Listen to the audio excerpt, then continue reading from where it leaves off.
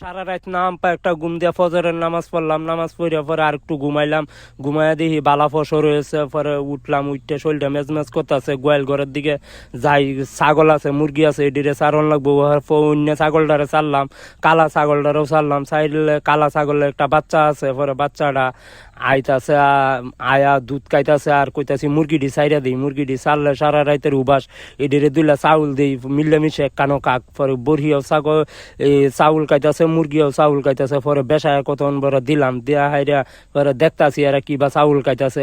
এরা মিলেমিশা যেবা চাউল খাইতেছে, এবার যদি মানুষে মিলেমিশা থাকতো কতই না সুন্দর হইতো, আর কত বালা লাগতো, কোনো কাজ্যা ঝগড়া লাগলো হয় না। পরে এরা কতন কাউন টাউন দেখলাম, আর সাইডে হাত লইছি, লইয়া কইতাছি দাঁতে চিফাই চাফাই অনেক ময়লা হয়েছে, এটি সাফ করন লাগবো। পরে বাইরে বাইরে হইলাম, সহিলা বেলার আবহাওয়ার মজাই আলাদা। পরে আমার সেরি আপনার বাচ্চাটার কুলো লয়েছে, পরে আমার দেখা গেছে গা। পরে মুখটা বালা হইয়া দইলাম, দইয়া কইতাছি এখন চা কেমন লাগবো, চা না খাইলে তো মাথা কাজ করতো না।